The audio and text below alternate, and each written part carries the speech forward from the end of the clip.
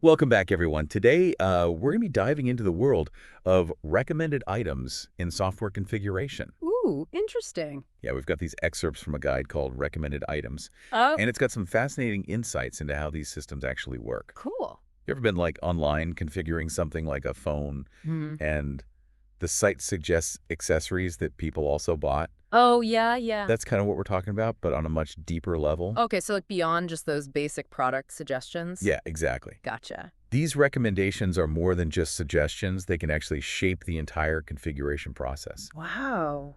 even impacting pricing and mandatory purchases. So we're not just talking about a gentle nudge toward a phone case, Right. but potentially essential components or features we might not even realize are being added. Exactly. That's pretty significant. And this guide gets into the nuts and bolts of how this all works, and I'm really curious to see what we can uncover. Me too. Yeah. Let's dive in. So let's start with the core function linking parts, or models, to a product based on values the user configures. Okay, so like a decision tree. Yeah, The exactly. user makes a choice, and the system responds with relevant recommendations. Exactly like if I choose the pro version of a software, Hmm? the system might recommend a higher tier support package. Right. Makes sense. But what I find really intriguing is the distinction between mandatory Right. and optional recommendations. Yeah, that's key. Mandatory recommendations are those essential components you absolutely must have. Like a battery for your phone. Exactly. You can't really use the phone without it. Right. Optional recommendations are more like helpful suggestions, things that enhance the user experience, Mm-hmm. but aren't strictly necessary. So it's about guiding the user toward the complete and functional configuration Yeah, while still offering some flexibility. I like that. A balance of guidance and freedom. But how does the system actually know what to recommend? Good question. Is it just a random assortment of add-ons? Not at all. It all comes down to predefined rules with conditions and actions. Mhm. The condition could be something the user selects, like a specific feature or model. Mm-hmm. The action triggered by that condition would be the system recommending a corresponding item. So there's actual logic built into these recommendations. Absolutely. It's not just a shot in the dark, I do. but a calculated suggestion based on the user's choices. Exactly. And the guide mentions that the system can even display the price Okay. of the recommended item right there on the configuration page. That's good for transparency. I like that transparency, Yeah, especially when it comes to unexpected costs. for sure. No one likes hidden fees. Absolutely. Yeah. Transparency is crucial, Definitely. especially since pricing for recommended items can get surprisingly complex. Oh, yeah. It can get tricky. These items have their own prices independent of the main product. Okay. So even if I snag a discount on the main product, Mm-hmm. the recommended items stick to their own pricing. That's right. They're priced separately. What happens if there are multiple rules recommending the same item? Okay. Does the system just average the prices? Not quite. In that scenario, the price from the last rule in the sequence is applied. Okay. However, the quantities from all the rules are added up, Right. unless a specific option to prevent that is enabled. So if one rule recommends one battery Mm-hmm. and another recommends two, Right. I'd end up with 3 batteries in my cart. Exactly. Unless someone configured the system to prevent that from happening. It sounds like whoever sets these rules up really needs to think through the potential scenarios Yeah, they do. and how those quantities can stack up. Absolutely. It's a delicate balance. Speaking of pricing, let's delve into how the system determines the cost Okay. of a recommended item, because as we mentioned, it's not always straightforward. It definitely can be nuanced. Yeah, the guide hints that there's a whole system of logic at play here, Mm-hmm. and I'm curious to unravel it. Let's do it. Where do we even begin? Well, the simplest scenario is when the price is defined within the recommendation rule itself. Okay, That price is used, no questions asked. okay, that's straightforward enough. Simple and clear. But what if there's no price specified in the rule? All right. Does the system just throw an error message? Not at all. It's designed to be flexible. Okay, good. If the recommended item is a model, it uses the base price of that model. Right. If it's a part, things get a bit more interesting. This is where it gets exciting. It does. Lay it on me. How does the system price out a part when there's no price in the rule itself? So in that case, if there's a price book available, Okay. which is essentially a predefined list of prices, Mm-hmm. the system will use the price from that book. Gotcha. But if the user has access to multiple price books, Oh, they may have to choose which one applies. wow, that adds another layer of complexity, especially for the user. It does. But what happens in that final scenario where there's no price in the rule Right. and no price book to refer to. In that case, the system defaults to the base price of the part.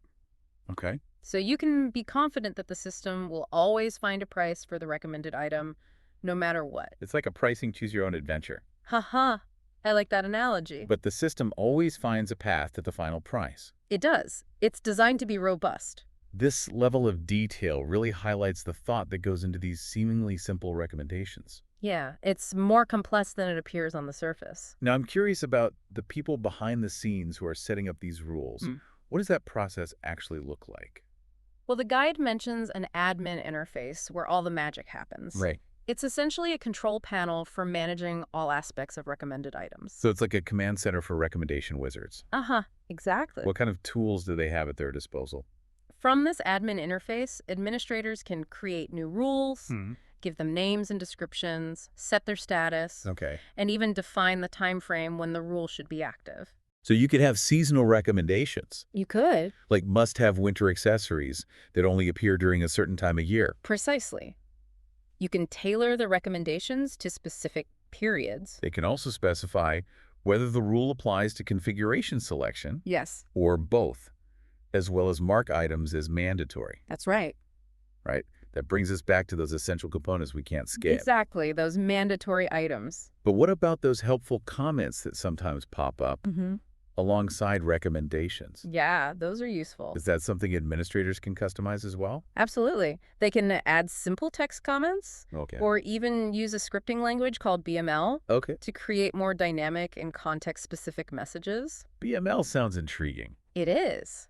It allows for a lot of flexibility. but it makes sense that they'd have a way to add that extra layer of guidance or explanation. Right. It can help clarify things for the user. It seems like there's a lot of flexibility in how these rules are set up. There is. The system is designed to be adaptable. Even if I'm not the one setting these rules up, understanding this logic helps me appreciate the complexity behind something that seems so simple on the surface. It's like peeking behind the curtain of a magic trick, isn't it?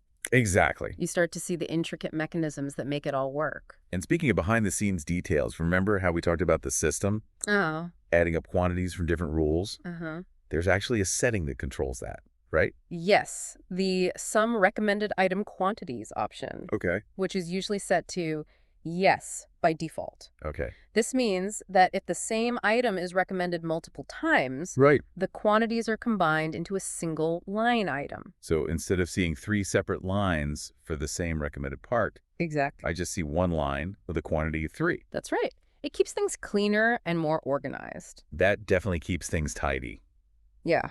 But there must be exceptions to this rule, right? You're right. If the same item is recommended by different rules but with different variable names, they'll appear as separate line items even if summing is turned on. Gotcha. It offers administrators more granular control over how those recommendations are presented. This deep dive is really living up to its name. Haha. I think so. We're unearthing so much complexity in the system that most users probably take for granted. It's true. We often don't realize how much thought goes into these things. And there's still more to uncover, right? Oh, yeah, definitely. We've only just scratched the surface. All right, well, stay tuned, everyone, because we're about to go even deeper into this world of recommended items. Let's do it. We've only just scratched the surface. There are a few more fascinating details in this guide I think are worth exploring. I'm all ears, especially if it involves more of those behind-the-scenes insights Okay. that illuminate how these systems tick. Well, you'll recall our discussion about mandatory items. Those essential components you simply can't configure a product without. Right. The guide emphasizes that these items can't be unchecked and will always be part of the final configuration. So no matter how tempting it might be to skip that essential component to save a few bucks, the system just won't let you. It won't. That makes sense, especially when it comes to ensuring a functional end product. Indeed. It's like a built-in safety net to prevent incomplete or incompatible configurations. And here's another interesting point. Okay. Prices for recommended items are assumed to be in the base currency format. Right. So if you're configuring a product for a customer in a different country, Uh-huh. those recommended item prices will need to be converted accordingly. That's important to keep in mind. That's a crucial detail. Yeah. You wouldn't want a customer to be surprised by unexpected currency conversions at checkout. Definitely not. But this brings up a question that's been nagging at me. Okay. What happens if a mandatory item is missing or unavailable? All right. Like if it's out of stock or discontinued. That's an excellent question, and the guide specifically addresses this scenario. Okay, good. If a mandatory item is missing, the user won't be able to complete the transaction or even reconfigure the product. Gotcha. It's a safeguard to ensure a complete and functional configuration. So it's like a final checkpoint that prevents any half-baked configurations from slipping through the cracks. Precisely. I appreciate that level of attention to detail. It's all about ensuring a smooth and reliable user experience. Now, remember those notes at the end of the guide? Yeah. There's one that particularly caught my eye. Okay. It mentions how recommended item pricing interacts with other pricing methods. Go. And it hints at a whole other document dedicated to pricing overview. Oh, we've got to get our hands on that. I know, right? It would be fascinating to see how all these pricing pieces fit together into a larger system. Absolutely. But for now, I think we've done a pretty thorough job of unpacking this recommended items guide. I agree. We've explored the fundamental mechanics, delved into the nuances of pricing and quantities. Yeah. And even peeked behind the scenes at the administrator's interface. But before we conclude our deep dive, Okay. I think it's crucial to address the so what question. Right. We need to connect this back to the user experience. You're right. We've covered a lot of ground. But why should the average user care about how recommended items work? Yeah, good point. How does this impact their experience? On the surface, recommended items might seem like a helpful feature. Yeah. Gently nudging us towards products or services that complement our choices. Right. And in many cases, they are. They can simplify the configuration process, help us avoid compatibility issues, Right. and even introduce us to new options we might not have considered otherwise. Right. Like that phone case we discussed earlier. Yeah. I might not have thought to buy it on my own, but a well-placed recommendation could sway me. Exactly. But there's another side to this coin that we need to acknowledge. Yes, there is. As we've seen, the logic behind recommended items can be quite intricate. Right. And it's not always transparent to the user. That's true. We might not know why certain items are being recommended or how their prices are determined. That lack of transparency can be unsettling. And that lack of transparency can be unsettling. Yeah. Are these recommendations based on genuine user data and common pairings? Yeah.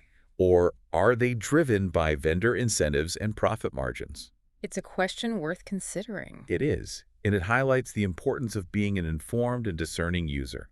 Definitely. We shouldn't blindly accept every recommendation that comes our way. Nope. Instead, we should take a moment to consider why it's being recommended, Yes. how it aligns with our needs, Right. and whether the price is justified. It's like anything else online. Right. A healthy dose of skepticism is always a good thing. We should be critical thinkers, not just passive consumers who click on every shiny object that's presented to us. Precisely. By understanding how these systems work, Mm-hmm. we can navigate them more effectively, Yeah. making choices that truly align with our needs and preferences. So it's about finding that balance between appreciating the convenience and helpfulness of recommended items while also remaining vigilant and informed. Well said. Well, folks, it seems we've reached the end of part 2 of our exploration into the intricate world of recommended items. But fear not, there's still more to come. That's right. We'll be back soon with part 3, Okay. where we'll wrap up our discussion and maybe even venture into that pricing overview document if we can get our hands on it. Sounds good. Welcome back to the final part of our deep dive into recommended items. It's been quite a journey, hasn't it? It really has. We've uncovered the mechanics, the pricing intricacies, Yeah. and even the thought process behind setting up these systems. It's been fascinating to see how it all works. We've really gone from 0 to 60 on this topic. We have. But before we wrap up, I want to revisit something you touched on earlier. Okay. You mentioned the potential downsides of relying too heavily on recommended items. Right. Could you elaborate on that? Sure. No. So while recommended items can be incredibly useful. Yeah. There's a risk that they can limit our choices Okay. and potentially lead us down a path we wouldn't have chosen otherwise. It's like being presented with a curated menu instead of having the freedom to browse the entire restaurant's offering. Precisely. Right. If we're only exposed to a narrow set of recommendations, Right. we might miss out on alternative options that could be a better fit for our needs. Yeah. Maybe there's a more innovative solution out there, or a more cost-effective option that simply didn't make it into the algorithm. And there's also the issue of transparency, or rather the lack thereof. Yeah, We might not always know why certain items are being recommended to us. that's true. Is it based on genuine user data? Mhm. Or are there other factors at play? that's a valid concern. As these systems become more sophisticated, Right. it's crucial to maintain a healthy level of skepticism. For sure. We should ask ourselves, is this recommendation genuinely helpful? Yeah. Or is it subtly pushing me towards a specific outcome? It's that fine line between guidance and manipulation. Exactly. We want to benefit from the convenience and personalization these systems offer, Yeah. but not at the expense of our own decision-making abilities. It's about finding that balance. It is. As we wrap up this deep dive, I encourage you to be mindful of the role recommended items play in your online interactions. Don't be afraid to question those suggestions. Yeah. Explore alternatives. Okay. And ultimately make choices that align with your own needs and values. It's about finding that sweet spot between embracing the helpful aspects of these systems Yeah. while staying informed and retaining control over our decisions. Well said. And on that note, I think it's time for us to surface from this deep dive. Aha. We've covered a lot of Totally. ground, explored the complexities, We have. and hopefully emerged with a better understanding of how recommended items work Right. and the potential impact they can have on our choices. It's been a pleasure diving into this topic with you. Likewise. Yeah. And to our listeners, thank you for joining us on this journey. Thanks, everyone. Remember, the next time you encounter a recommended item online, take a moment to pause, ponder, Okay. and maybe even challenge those suggestions. Until next time, keep those brains buzzing.